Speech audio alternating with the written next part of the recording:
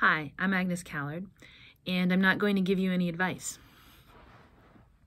I feel like I've been getting a lot of advice lately from kind of privately from my friends and family, but also just from the social world. It kind of flows in all the time.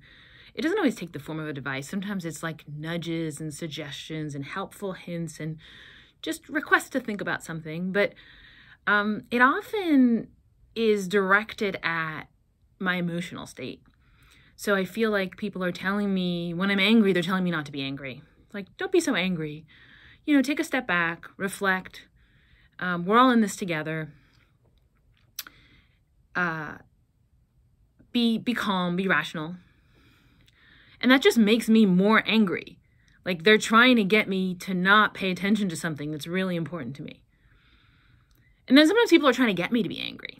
They're like, how could you not be angry about this? If you're not angry, you're not paying attention. Don't you care about injustice? And that just makes me more resolved to not be angry. Like, I'm not going to let myself get caught up in that.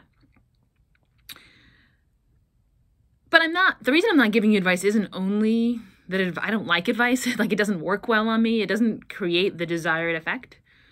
I think the main reason is that I don't know what advice to give you. Like, I don't know what political views you should have. I don't know whether you should get more or less angry. I don't know what you should try to do more of in the coming year or try to do less of. I'm not sure what you should be paying more or less attention to. I don't know what books you should read.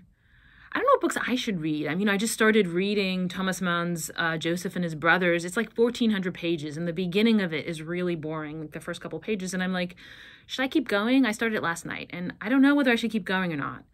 Like, that's how lost I am. So, you know, what I'm going to tell you about what books you should read.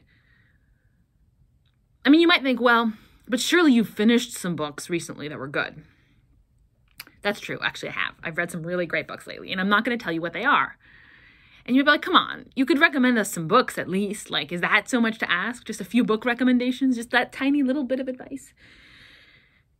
And you might think, well, I'm pretty ungenerous that I'm not going to do that. I'm not going to recommend any books to you. But another way to think about it is to be suspicious as to how generous people usually are with giving advice. But people seem to love giving advice.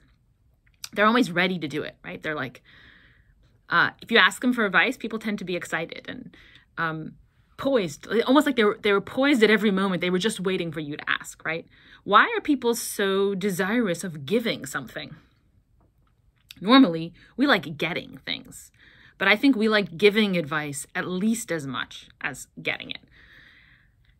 And I'll admit that's sort of true of me too. Like, I don't like getting it, but I kind of enjoy giving it. And I have to hold myself back. I have to restrain myself from starting to talk about some of the books I've liked recently and like being like, ooh, I could influence a bunch of people and get them to read some of those books.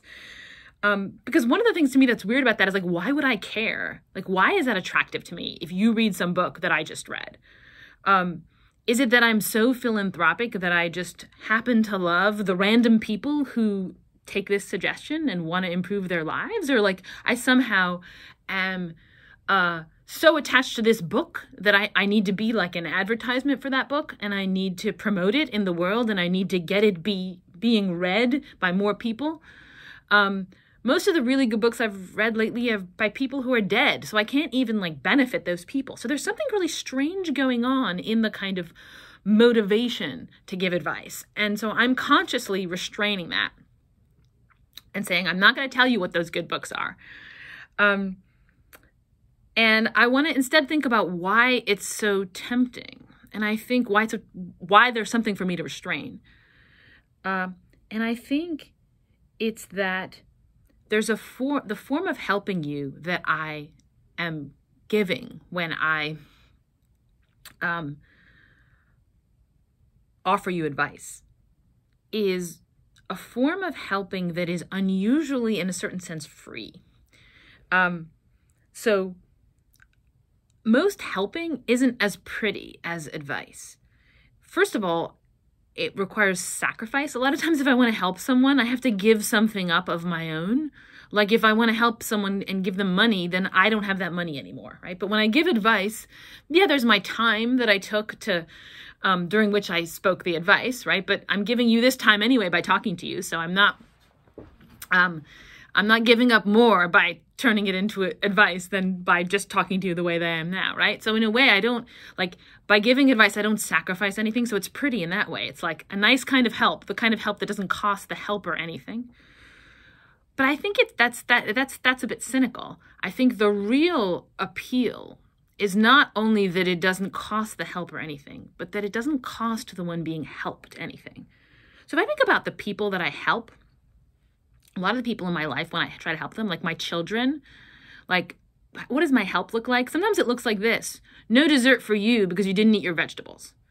That's help, right? It's education of a certain kind. But it's not that pleasant. It's not that pretty. If I'm helping my students, a lot of the times I'm telling them, here's why this was a bad paper. That's also what help looks like. A lot of times help is painful to the one being helped, right? And difficult. And advice isn't like that. Advice is kind of pretty in that, you can take it or not, and it doesn't require any sacrifice on either side. And I think there's something fake and false about the image of that as a form of help. Like, I think most of our lives, we are really caught in this very difficult sort of tension. We're sort of trying to navigate this quandary between, you might think of it as between indifference and coercion, right? We don't want to be indifferent to the people around us. You have to help people. You have to try to help people. You have to try to be a source of benefit and goodness for them. Otherwise, what are you? Like, who are you as a human being if you don't help the people around you, if you don't care about them? On the other hand, trying to help people, you can turn yourself into an interfering nightmare. A lot of times people are like, leave me alone, stop trying to help me. Because a lot of help involves pain, and it's not always clear that that pain is for the good. Like, maybe my kids would just be fine if they just didn't eat their vegetables and got dessert anyway. What do I know, right? And so a lot of times we're like, leave me alone, stop trying to help me. Stop causing me the pain of helping me. And I think, how do you help without hurting? Or how do you help and hurt, but hurt in a way where the hurt is worth it? And how do you make yourself the kind of self that can be helped? Like, present yourself to other people in such a way as to be able to be helped. I guess instead of advice, I just thought I would leave you with those questions. Thanks.